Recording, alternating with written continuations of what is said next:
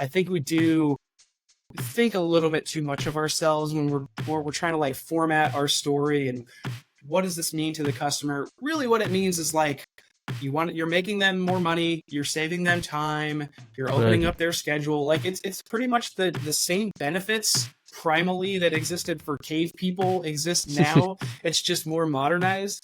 So if you're going toward those things and you just make that really clear, then that works. But when you start getting too complex in your story, that is kind of a trend now that I think is somewhat helpful, but it's also like I think we work too much on it. It's probably too big of a focus. Every company has to have a story. Right. I get both sides of that argument, but just be careful. Like make sure that you're actually telling a story that is clear enough for people to understand what you're going for, and that they see the benefits coming back to them right away. Because a lot of people won't care about that facade of like how you design the story. They'll only care about what's actually in it for me. So try to communicate that really clearly. Welcome to the Undefeated Underdogs Podcast, where I unpack and narrate stories of ambitious people who turn obstacles into opportunities. My goal for this podcast is to create a platform to narrate stories and maybe play a small, teeny tiny role in inspiring you. I intend to highlight the underdog mentality and make authentic conversations with people who play the long game, take action with their chip on their shoulder, and convert obstacles into opportunities. Buckle up, as I'll be bringing some authentic founders, VCs, and creators who've got underestimated their whole lives, and yet they beat all the odds to become insanely successful.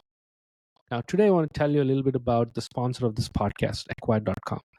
Selling a business is as tough as building a business. As someone who went through this whole process of selling my own startup, I know the pain it takes to get through the end zone.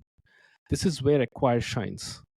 Imagine this. You're a founder who's built a solid SaaS product, acquired customers, and generating consistent monthly revenue.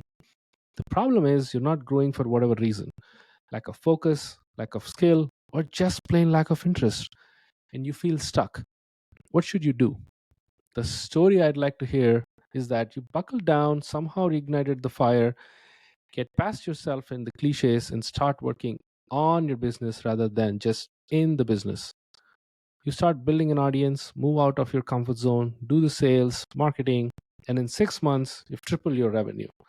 Well, the reality isn't as simple as that. Situations may be different for every founder facing these crossroads. But too many times the story ends up being one of the inaction or stagnation until the business becomes less valuable or worse, worthless. If you find yourself here or your story is likely headed down in this similar road, I offer you a third option. Consider selling your business on Acquire.com.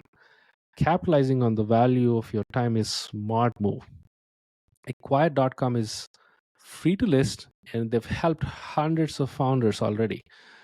Go to try.acquire.com/Sharath and see for yourself if this is the right option for you. All right. This episode is sponsored by Sunset. If you heard this podcast, you know we not only cover success stories, but also unpack the failed ones.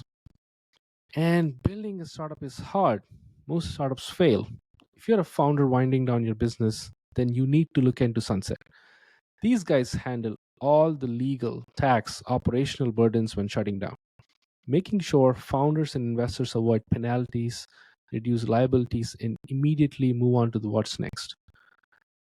Their team has spent hundreds of VC-backed tech startups sell their assets, redistribute over $100 million in funds to top-tier investors. If you're interested in learning more, visit sunsethq.com to meet with a representative from their team. And make sure to mention Undefeated Underdogs Podcast to get $2,000 off of your dissolution. Okay, enough ads. Let's get back to today's episode. If you're a founder, you should have probably spent a ton of time tinkering on your startup's landing page, especially with messaging, narrative, copywriting, presenting the product you're building to the wide world, to the internet, in a very authentic, nice way. Actually, you don't have to spend that much time because my next guest is a master at it. He's building his next company, which will help you and your website look like it was written by God. Trust me, it is. Blake Emal is a marketing legend, a founder of Pagetear, a tailor-made service where he takes care of your copywriting needs so you can take care of building your startup. Blake, welcome to the show. How are you feeling, man? Thanks, man. I appreciate it. It's good to chat. It's been a minute, and I'm doing good. Blake and I think for giving you guys some context, we go back like way long. I think probably early 2020s, if I'm not wrong. Mm-hmm. Blake is still kind of like starting out his Twitter journey, and I'm starting out my SaaS founder journey, and we kind of crossed paths so many times. So Blake, it's so good to have you, my friend. I feel this has been long due, and I'm so glad we're doing this. Right off the bat, I want to ask about, now that you're knee deep into landing pages, explain to me or walk me through the evolution of SaaS landing pages. You've seen probably like thousands, and I love your newsletter marketing gems. The 3 gems. So it's going to like very short, sweet, impactful. So yeah, how SaaS landing pages have evolved over the years, in your opinion? Yeah, it's always cyclical. So what you'll see if you go into the Wayback Machine archive.org and you look at Stripe's landing page from 2016, which is like a legendary site that everybody modeled their SaaS company after Stripe's design. It's pretty much just like what you see now with a few little design tweaks here and there, but by and large, actually landing pages haven't changed a whole ton. And I think there's a lot of room for that to change, which we can get into, but it's largely just been F pattern. So if anybody knows what like the F pattern means on landing pages, people look at the left hash of the landing page and then kind of like 2 rows right in the middle going from left to right. And then they kind of ignore the rest. And so if you're looking at landing page heroes, you're usually going to see that pattern over and over and over again, especially in software companies. E-commerce, a little bit different because e-commerce tends to drop you into the products pretty quickly. So that can look a little bit different, but some similar principles. And over the course of the past decade or two, that's pretty much been it. Obviously, go 20 years back, it was really just text-heavy landing pages, more like open letters to people. Right. Whereas it's gotten more visual, richer with details, and now it's hopefully part of your copy on your landing page is actually the visuals that take care of a lot of the story for you and help emotionally charge things. But by and large has been kind of the same. And now you start seeing design patterns pop up that will be hot for a while and then they'll go away. Like glassmorphism was big for a while where everything was transparent and looked really cool. Right. And then it went to like minimalist design and then that went away and then it came back. And it's all just cyclical. But I think there's a chance for this to actually shift a little bit going forward. But I honestly, not a lot has changed in terms of what really works. It's like humans, yeah. Not a lot of us change, right? We just keep ourselves the same way. Yeah, talk to me about like, let's say, expand on the prediction piece, or what do you think, in your opinion, that is going to make a massive impact now that you're working with clients and you charge like $5,000 per month, $3,000 per month. It's not like it's a premium service, right? So you've put a lot of skin in the game. They've put a lot of skin in the game. So what is something that you're helping your clients that are going to differentiate them in this vast ocean of same old landing page design? Yeah, I'll save the copy side of this for kind of a second part. I'll focus there. The core parts of a landing page are copy, structure, design. That's kind of like it. And then how it all flows together after the fact. But if you're just looking at one page, those are kind of the 3 main things that you're focusing on building out. And on the structure/design side, I'm not a designer, but I've seen enough where I kind of know where things are and where they're going.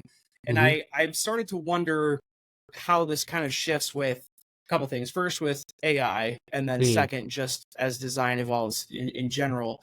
I almost wonder, I've been thinking about lately, how we might start organizing websites a little bit more like folders in a Google Drive or in a Notion database or something like that, to make it even easier to just navigate through and understand everything as like a card. So it's already basically like that. Websites are just folders that host different pages, and it's got some text and some images and stuff.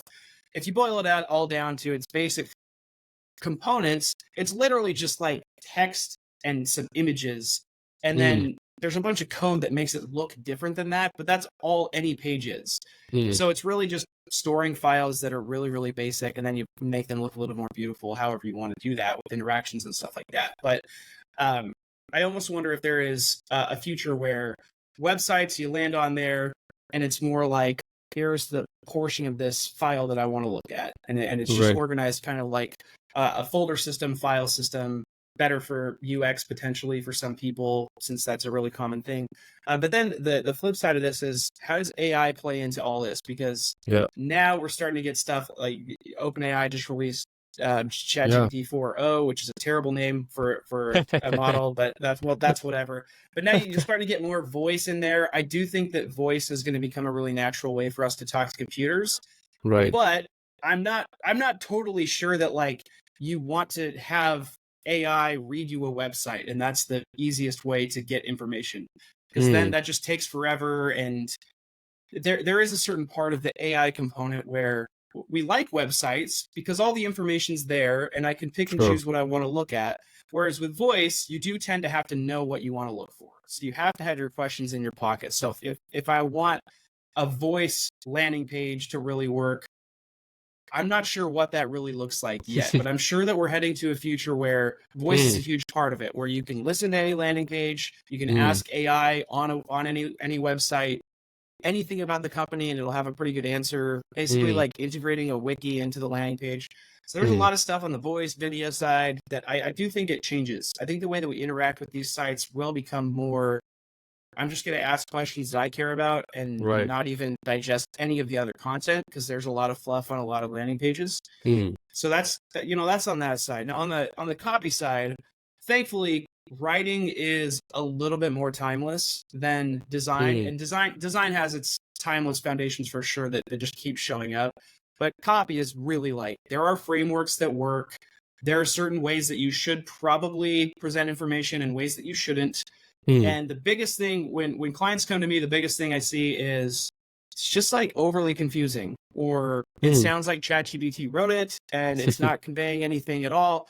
So really, instead of people coming to me, I think a lot of people think copywriting, I need somebody that can wordsmith this headline to be clever and perfect and totally one of one and unique.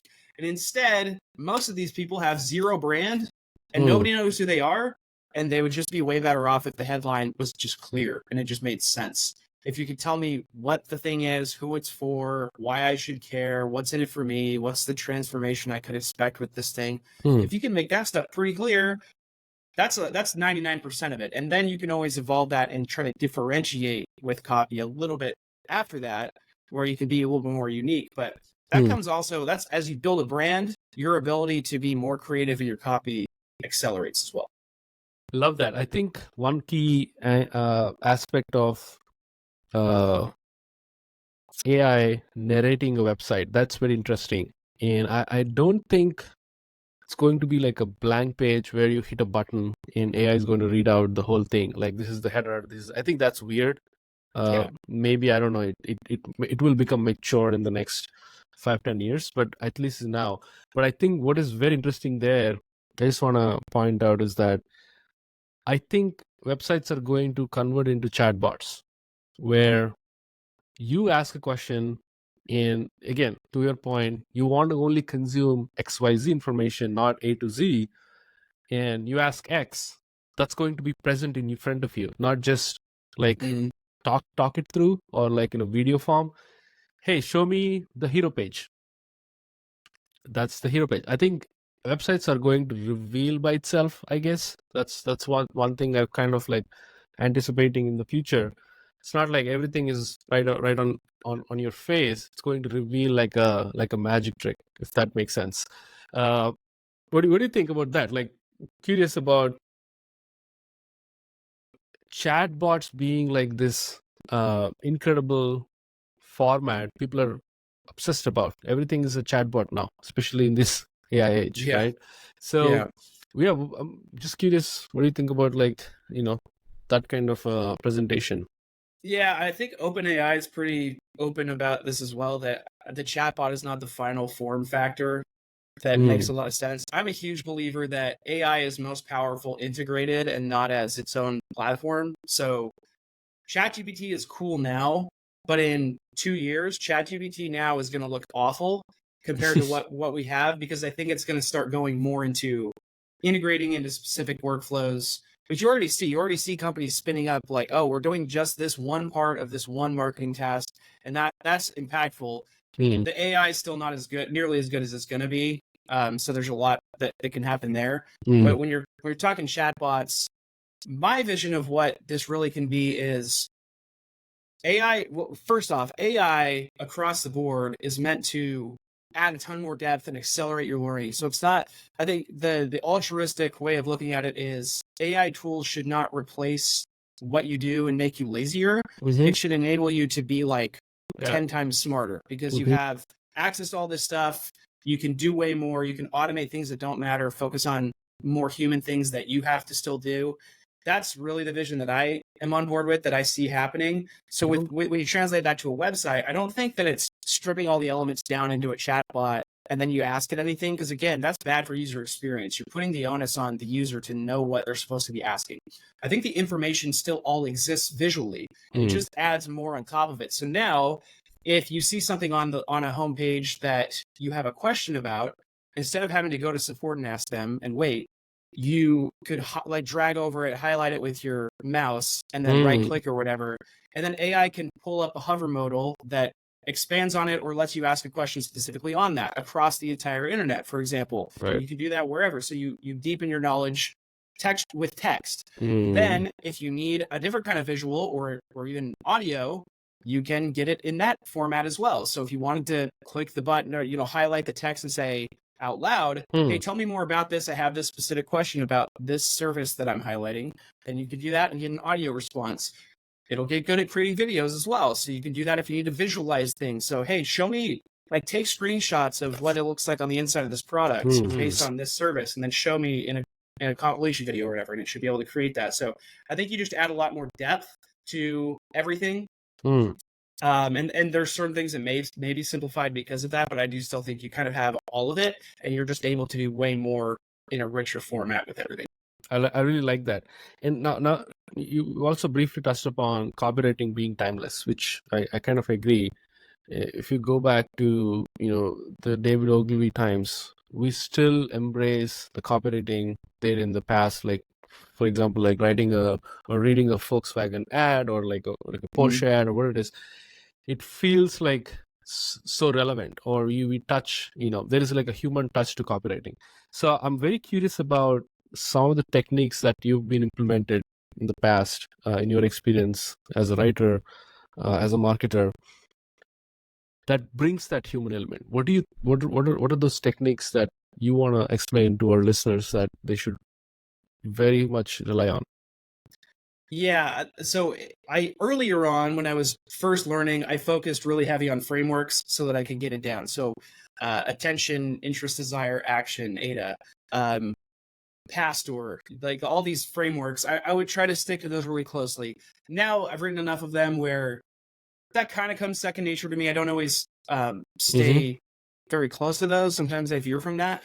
What I focus on more now is just asking myself really basic questions about the stage that I'm at. So if I'm writing for the main headline on a page, it's a little bit different than writing a subheader for the pricing table to kind of like introduce the pricing. So there are different questions you ask yourself, but the big one is obviously always going to be the main headline, the H1. So for me, again, the questions that I'm asking myself are super basic. Like if I landed on this page with no context other than I think this thing might help me, what would be the questions that I have? Well, I want to know, is this actually what I thought it was? So what is it? Am I the right person for this? Do I fit? Who is it for? Why should I care? Why is it different than all the other stuff I've researched? What is this going to change for me? What's the benefit of it? If I can communicate some of those things in one sentence all together, then I've really got something. If I can communicate one or two of them, then it's probably pretty good. But again, clarity is like the main thing that I'm shooting for, especially for SaaS websites, e-com websites, agency websites. Most of them don't have people that know about them. And education is half of the job on a landing page. So you have to be really clear about all those different questions. So I think just getting really good at understanding what question should I be asking myself for this thing that I have to write? And then just write a bunch of them. And most of them might be terrible. Then you cross out the ones that are terrible. You riff on the ones that you like. And then you just come up with a list of variants. So that's usually what works for me, pretty frankly. And you can use AI to help with some of the brainstorming here, to help you see different angles you haven't thought of. Right. Look through it through like your competitor's eyes, through your customer's eyes, all this stuff. Sure. But ultimately, it just boils down to, are you a good question asker? And do you know what people should be looking? Just put yourself in that person's shoes. The ideal person that should be reading that would actually take action on that sentence, on that section.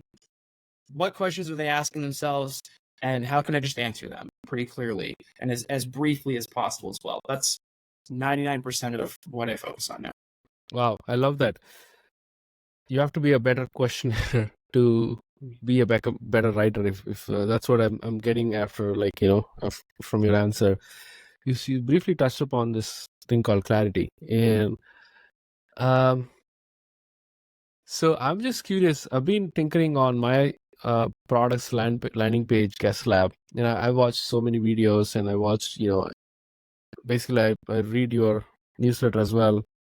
So one thing everybody says is you have to be very clear on the first impression you make on your, on the people who are going through it. So I have a curious question. Do you think if we intentionally leave some space or some exploration where it's not too clear, it's like it's clear, but it's not very clear, so that the person who's going through the website actually explores the whole thing?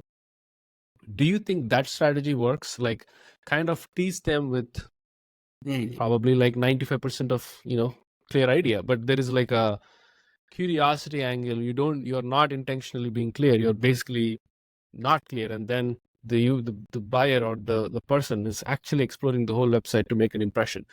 Is that something that you recommend? Yeah, what you're describing is basically the slippery slope, where you're hoping that you kind of hook them a little bit in the headline, and then you keep them going down that rabbit hole and being increasingly interested throughout your writing. So yeah, I mean, there's absolutely something to that. That happens naturally because every single product or service inherently has more to it than one sentence can describe. So you're never going to get complete clarity on your whole thing in one sentence. It's just not going to happen, especially when a headline's not even a full sentence. Usually it's like 4 to 5 words or whatever it is. So unless you're writing super long headlines, but even then, there's always going to be stuff that's left out. You're not going to be able to answer every question. So it's important to just understand what's the angle that you think your customers care the most about, and how do you just make that pretty clear in your headline, while also very clearly flowing into a subheadline that expands on that. So usually the formula that I'm looking at is, can I at least cover of those main questions that I referenced, like what is it, who's it for, those questions? Can I cover one or two of those in some clarity in the headline in a way that is emotionally charged? Pro tip for if you want to make your headlines emotionally charged but still pretty clear is to just put a label above the H1 that just clearly says exactly what you do. So then you can be more emotional. So if for my case, like if I run a copywriting subscription service, that's what I would put as a label above. So you know exactly what it is in smaller letters above it. Now I don't have to say that in my headline. I have room for more emotion in there, and I can get them on the slippery slope and still be clear, because what I'm really communicating now in the H1 is like the main value, what you get from it.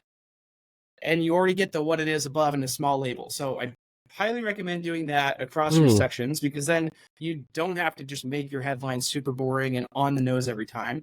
And then with the H1, it's usually emotionally charged, probably talking about your differentiator or the transformation from point A to point B for your customer. Then in the subheadline, usually it's an info-packed continuation of that emotional thing that you said in the headline, but a little bit more practical now. And you just expand on it. You make it really tangible. This is what you can expect. This is who it's for, all that good stuff. You can do that in 1 or 2 sentences in a subheadline. And then the call to action should be like pretty straightforward and tell you exactly what's on the other side of that click. And that formula works super, super well. Then with the rest of the page, you can worry through what's the story I want to tell? How does that flow into like features, benefits, all that stuff? Because there are certain sections that you want, but there's definitely something to creating intrigue along the way. But that happens again. It happens pretty naturally because you have to break up your thoughts. You can't do everything at once. I love that. I actually have questions about uh, if you can describe key elements of high conversion landing pages, I think, which is what you exactly described. Thanks for breaking that down. Now let's talk about from a buyer standpoint, like from the one who's actually going through the website. What do you think, in your experience, at least if you can generalize it, that triggers them? Is it clarity? Is it like emotion? Is it like wittiness? Is it like design? What is that thing that people or founders should really focus on? Yeah, and when I say clarity, I'm not saying that you always have to say just like this is what it is. So your headline doesn't have to be Intercom is an AI chatbot. Like obviously that's a terrible headline. So when I'm talking clarity, I'm more so meaning, do you really know what you want to communicate, and are you actually communicating that? So if it's a more value prop driven headline talking about this is what's different, this is why you should care about this, or if it's an audience driven headline, this is what it is and who it's for. All those are perfectly good angles to look through. Just make sure that they're clear there, but you have a lot of room for creativity. If you're looking at, so could you repeat really quick one more time so I answer it? So let's talk about from a buyer standpoint or someone who's going through a website. What triggers them in your opinion? It's like, is it design? Is it copywriting? Is it wittiness? Is it personality of or design or elements? What actually differentiates? Yeah. So the reason that you focus on structure is not because that is the trigger, but it's that it makes it really easy for them to know where to look. And then when they find the thing that interests them, it's just, they don't even have to think about it. So the structure, the design, hopefully all that is done so that you're pointing their eyes to the right things at the right time. And then it is obviously the words are what compels them more than anything, or the visuals, the media that helps tell a story. Whatever's telling the story and gives information is what's charging that forward. But it's the emotion. The emotion. People that are emotional buy things. People that are practical don't buy things because they think through all, like they overthink things and whatever. The emotion, not that it's always an impulse buy, but it definitely sparks that I want to do this.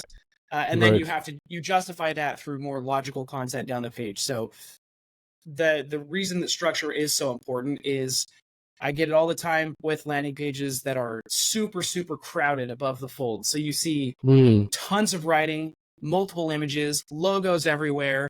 It looks nice in theory, but your eyes have zero clue where to just naturally look when you land on the page. Because the button might be kind of hidden, or it doesn't contrast, and the words don't flow how you'd expect. They don't follow an F pattern or a centered kind of formatting. That stuff matters just because you want people looking at the right stuff.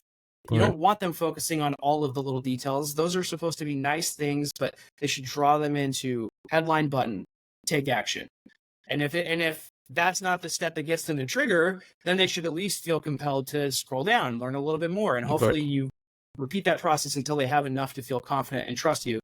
But definitely, like once you get the structure, design, everything correct and you're clear, then you charge it emotionally throughout the page. And that's usually the trigger. Love that. Yeah, you're absolutely spot on when it comes to people being emotional, make those decisions very quickly. And I think it's going back to that human touch. It's like, I'm talking to you, I'm not selling anything. The selling bit will be less and talking to you is a bit more. I want to also talk about the other side of websites, landing pages, which is the role of A/B testing, the role of SEO. It's like the technicality, using those keywords, that'll. So talk to me about balancing emotion at the same time, also kind of addressing these things which are very important for a landing page to be get converted.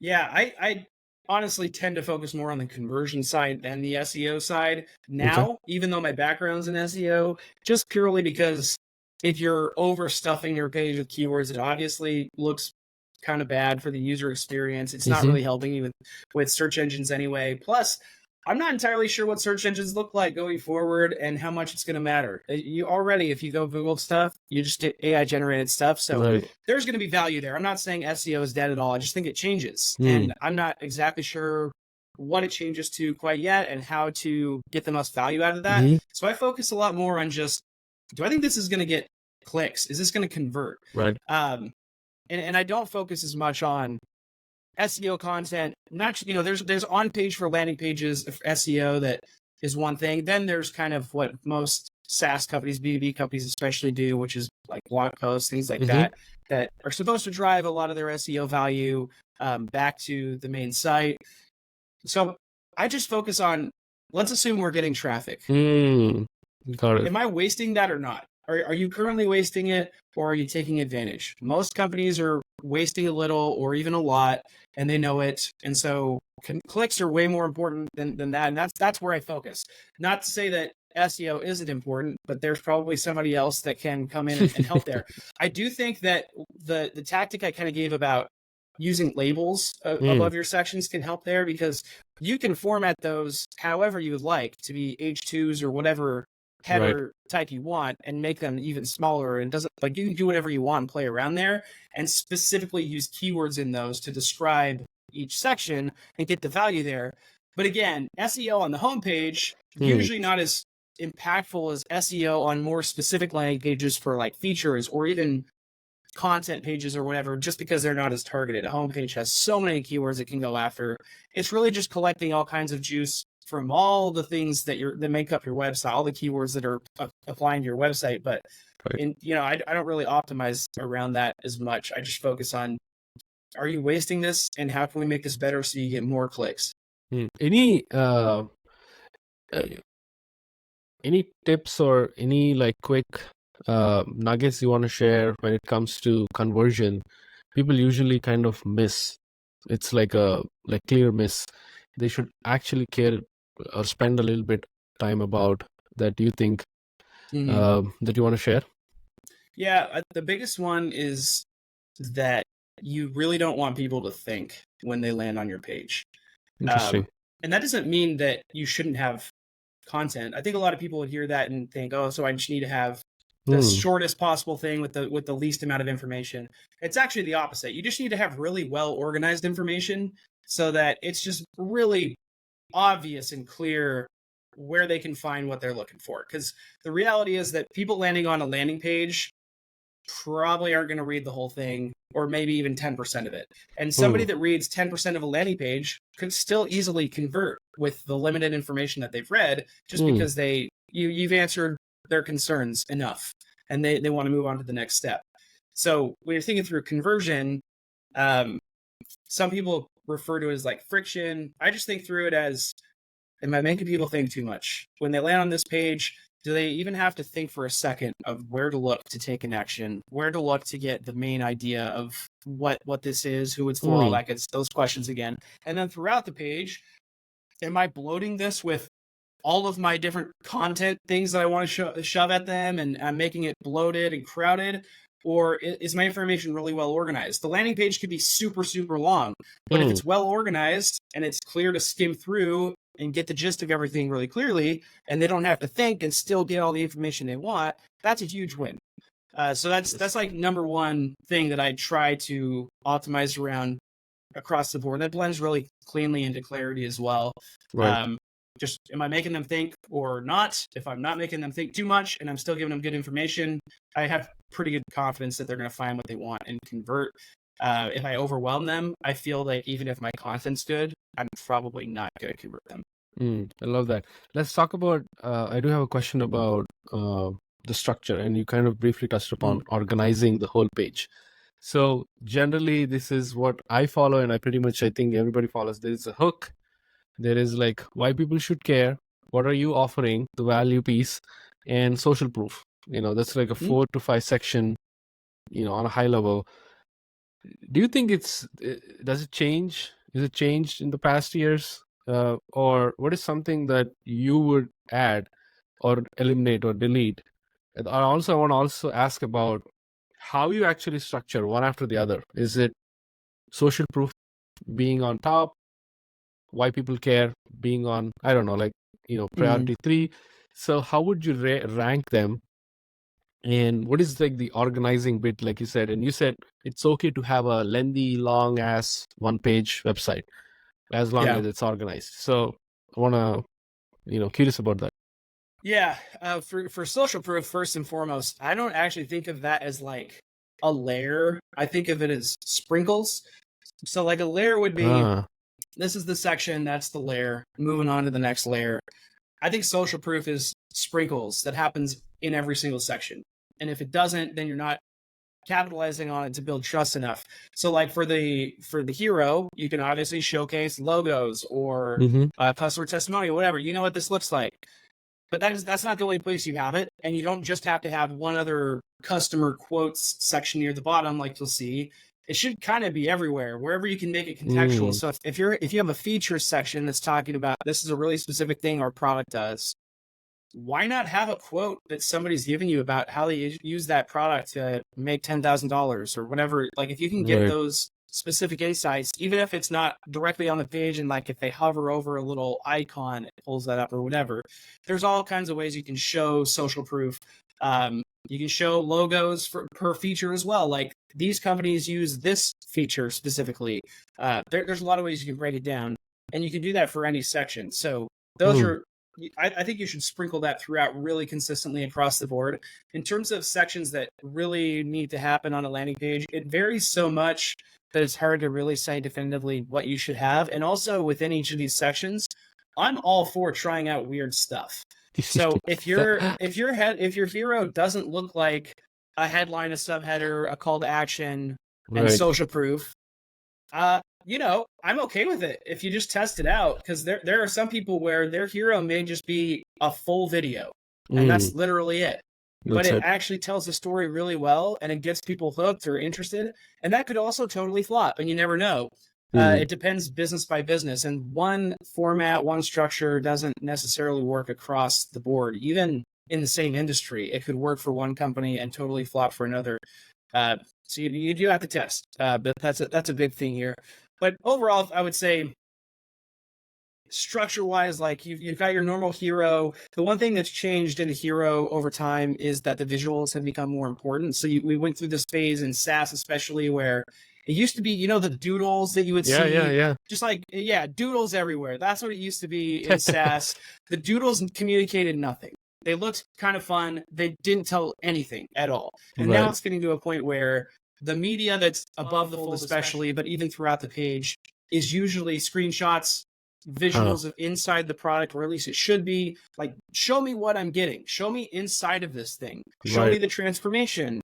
Show me people like me that got results from it. There's more social proof. But that's the kind of stuff that's making its way further up the page now. And I think that's a good thing. So anytime I see doodles now, I'm like, that's cool, but like, can you just put it on the side of the design so you can put important things in the middle? Right. Because that's a huge shift that is for the better. And then throughout, what you're probably going to want to communicate on like a homepage, if you're by landing page, you're really meaning homepage. Besides the stuff we've talked about and hammered home into hero, I would lead with benefits or transformation in the second section. So take me from point A where I'm at, which is painful, all the way to point B, which is awesome.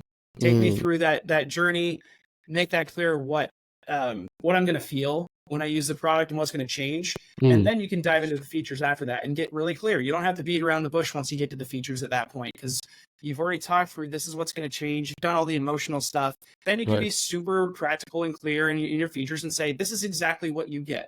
When you get in here, expect this, and then show it as well as tell it. And then from there, you hopefully have social proof all the way throughout. I usually am not a huge fan of including like blog modules or anything like that. Maybe case studies, especially for like agencies and stuff, but that stuff just gets so crowded and nobody reads that there anyway. If they're going to come in to read content, they're probably coming in through SEO for that blog specifically anyway. So just don't waste the space. And then one last thing I'll mention that is there's actually a really cool trend that's happening now is the open letter on homepages. So you're starting to see more founders and teams write an open letter to their use case or their product or their community, where they're basically like, hey, this is our vision. This is what we want to change. and it's specific to them. It's differentiator content basically, and it creates that personal connection. So it's nice for community building as well. That's one thing that I've seen popping up. I think you've seen this on like once.com. Yeah. The people that do Campfire. Basecamp, their whole thing is just basically that letter to what they were building. Intercom did this on their new website redesign where it's an open letter. So I'm a big fan of that as well. I love that. And a couple follow-ups on the trends. I think the one of the trends I am watching right now is I think doodles are way past in our life. And I feel people are using vibrant expressing what their vision is in terms of using AI and generating these really vibrant images. Like I think Intercom nailed it. Yeah. They kind of created like a new trend, I would say. So any other things that you're like particularly hooked into right now that you want to suggest your next client, for example? Yeah, I mean, the Intercom thing is kind of a mixed bag because it's cool, but also it's just clearly looks like AI, and I'm not sure. It kind of tells a story, but only if you really care about Intercom. If you literally just want a chatbot and you don't care about the story, which is like most people, honestly, then it's just cool. You put all the effort into it, but it's like it doesn't matter. The words on the page matter, and the media that actually tell the story, that matters. But there's something to the artistry of storytelling that does matter when you're trying to build a brand.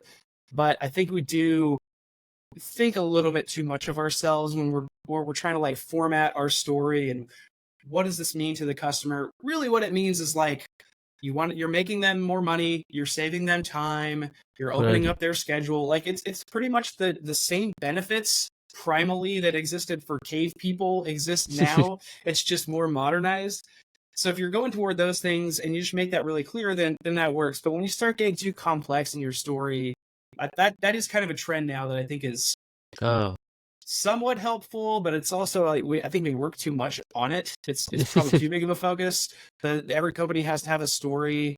Right. I get both sides of that argument, but just be careful. Like make sure that you're actually telling a story that is clear enough for people to understand what you're going for, and that they see the benefits coming back to them right away. Because a lot of people won't care about that facade of like how you design the story. They'll only care about what's actually in it for me.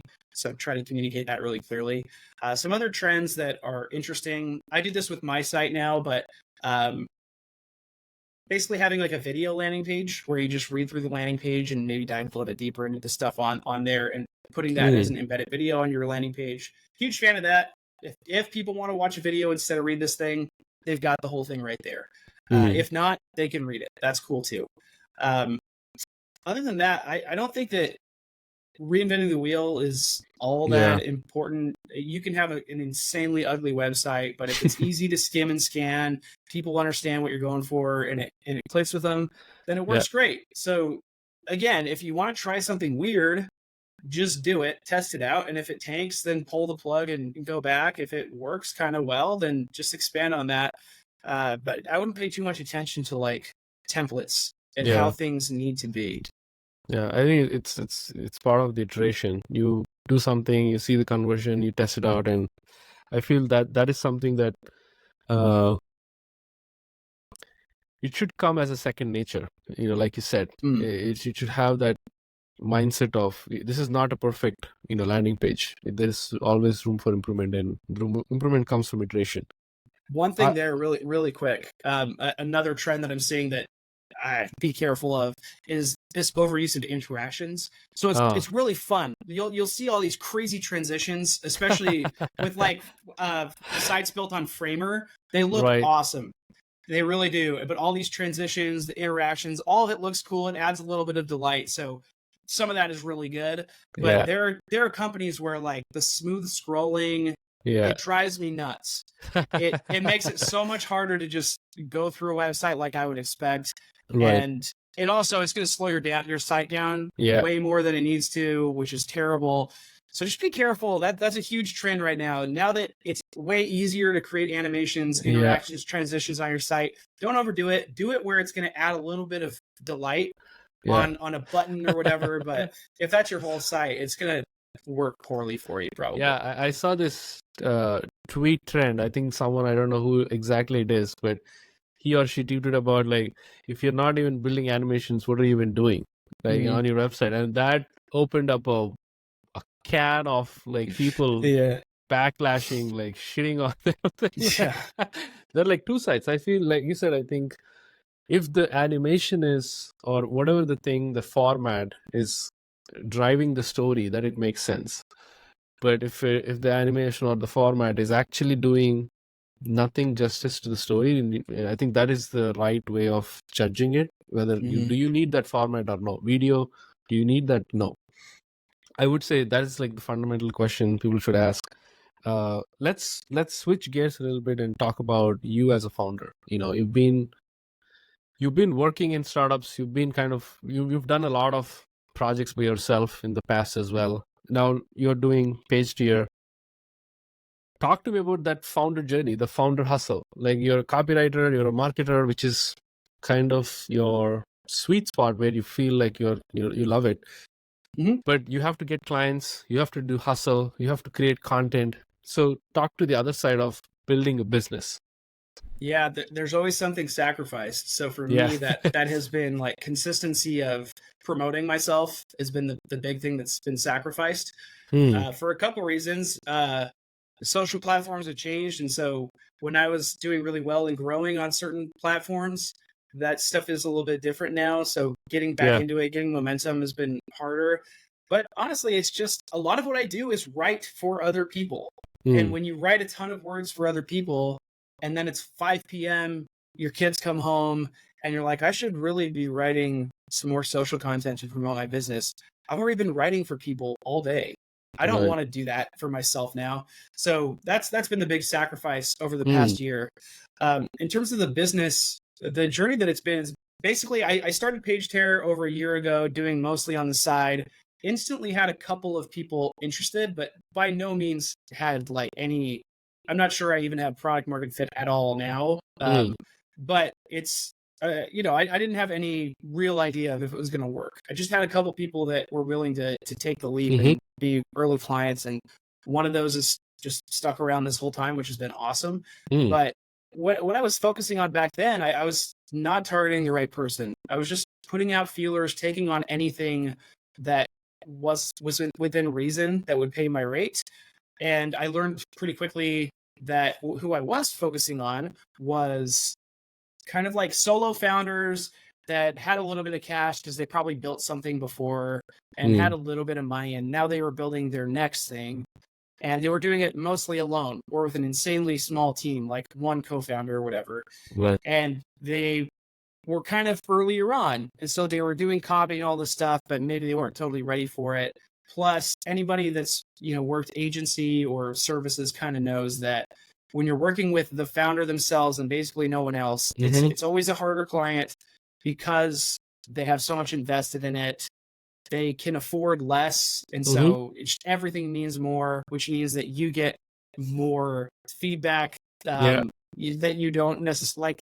Feedback is great, but then there's like the feedback that isn't even helpful about all these things that aren't important that you get feedback on. So that piles up. And so I was focusing on the wrong person, and then kind of shifted that just by way of the people that started sticking around. Or, early on, it was turnover every 2 months. I had to replace my entire portfolio every month and a half, 2 months. So, which is obviously insanely stressful. Then I started working more with, all right, well, SaaS and agencies are kind of the main two that get the most value and have recurring tasks. The only companies that have recurring copywriting tasks are usually a little bit more advanced. They already have all their pages. Now they want to take it to the next level or do new stuff based on what they already have. And they've got a marketing team. It's not just one founder. And so once I started focusing on those people and getting more in there, now the retention is much, much better. And the work is a lot more fun. So over the past year, I've kind of slowly gone in that direction. Another thing with the business that has totally flipped is early on when I went solo, Pagetear was the smallest thing revenue-wise that I was building. And the biggest thing, I was actually doing a ton of ghostwriting. And I did not like doing the ghostwriting as much because I was doing it for like 10 people, and ghostwriting is really hard. So I over the past year totally flipped that to where now I focus most of my time on Pagetear. That's where I have most of my revenue. Ghostwriting, I have, one or two people at any given moment, and it's more selective, and I don't have to worry about that piling up as much. I turn people away. And then I've got some other smaller projects that I work on, but the content side is sacrificed. So now if you look through my LinkedIn, my Twitter, you'll see me posting, but it's much lower engagement than it used to be. It's much lower frequency than it used to be. And it's not as like in depth as it used to be potentially because of how much other stuff's going on. So now I think I'm at a point where Pagetear's grown enough. I feel pretty good about it going forward. All the other stuff I have kind of aligned with how I want to spend my time. I don't think that I can go much longer totally alone and still grow. So I think I'm at the place where if I want to be able to do the content and fulfillment of this, I probably need to bring somebody on board part time to at least help out. So that's kind of where these are at. That is something that you have to like kind of prioritize, right? Like I saw, you being pretty much hyperactive on Twitter around like 2020, 2021. That's when you grow, substantially. And that's how actually you build your personal brand too, right? Like through producing content. So talk to me about that.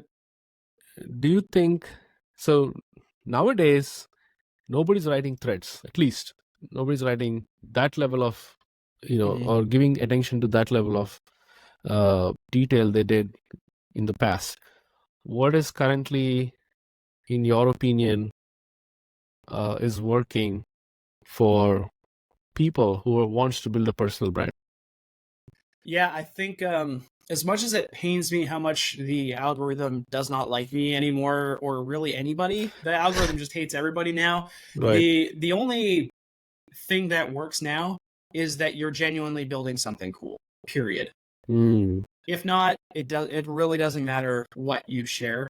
Like largely, you can have a couple. I've had a couple of things go viral recently that brought absolutely nothing to me at all. They were just, like a meme or a cool tool that I share or whatever. I've had a few of those in the past couple months that got 5,000 likes, 10,000 likes, whatever, tons of views. It didn't mean anything for the business. It didn't mean anything real. It didn't revive my account or anything. The people that are winning now are the people that are doing impossible things or doing things that are at least very hard to replicate. So like, I'm not in love with Peter Level's content necessarily. I feel like he can be a bit abrasive, but he builds a ton of businesses and a lot of them work, and he just like shares crazy numbers, and I get it. Like it's impressive. People want to be like that. They want to be an indie hacker. Brett Adcock is building freaking robots that can do stuff that humans can do, and it's like building the future of what robots can look like. That's insanely hard to do. So obviously everything that he tweets is interesting and good. Elon has always done impossible things and shares that, like, whatever you think of him. So that's like, now it's largely shining through who's doing stuff that other people are not doing.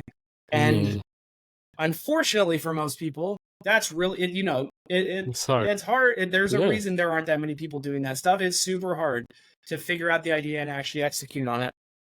But fortunately, that does kind of put you in control. If you're the type of person that really wants to grow like that, you got to go build something cool. It's less about the content itself now, which that's not how it was before. When I was growing, it was very much about, do you know what the topics are that are interesting to people? Are you using the right formatting? And is it well written? And just give stuff away for free. And that worked.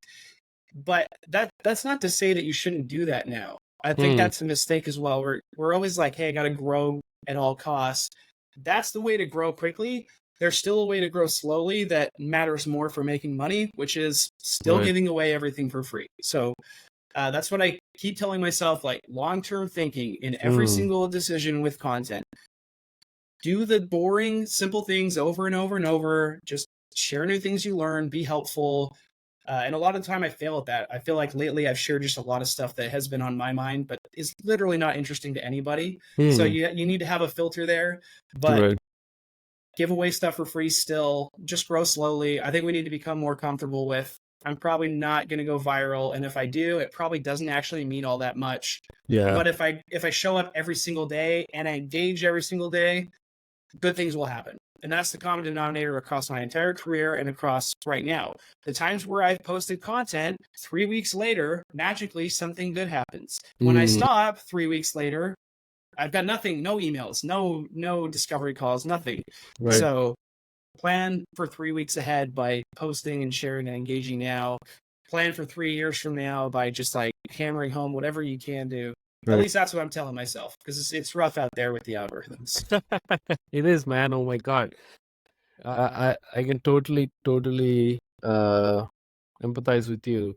And I think what I'm observing right now is the algorithm really helped people who provided value 2-3 years ago.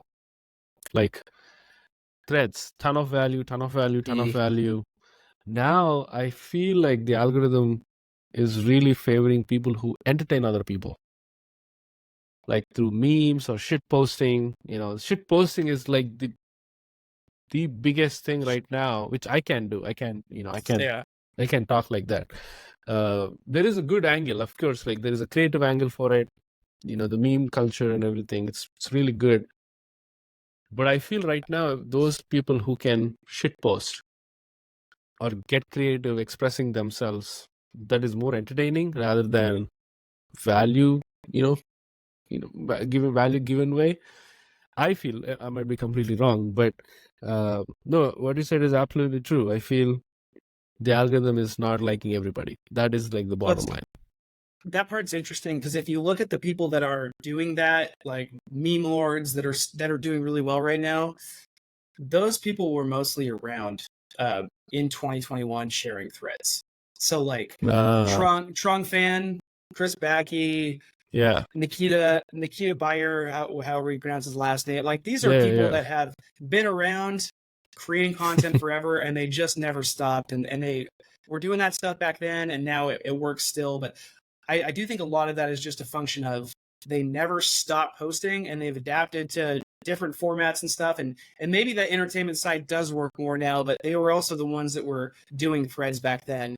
And another part of this is it's probably a good thing that threads don't work very well anymore, because it got extremely abused to the point where people were not, there was not anything valuable in threads after a certain point. And it was just like blatant plagiarism, stupid stuff, AI, whatever. So I think it's actually good that deeper long form posts or like video posts and really the kind of content that makes you think, I wish I would have thought of that. That stuff's being awarded a little bit more. But again, the people that are succeeding largely they were showing up back then too, and they've just translated over to now, or they're new, but they're totally unique. Yeah. And otherwise, if you just decided to spin up a meme account right now, even if it was good, I would bet it would not do as well.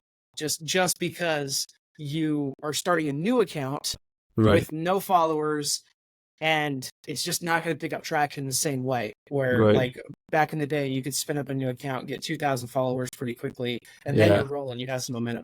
Right. Yeah. No. I think you're right. Now I just realized what you said. Yeah, those people are the ones who created, so many threads, right? And I feel, I don't know if it's true, but I heard that if the algorithm sees like the thread emoji in the first tweet, it is going to suppress. I'm not sure how true is it, but I've heard like, maybe, because that's like a thing, right? Like that's how it's a format.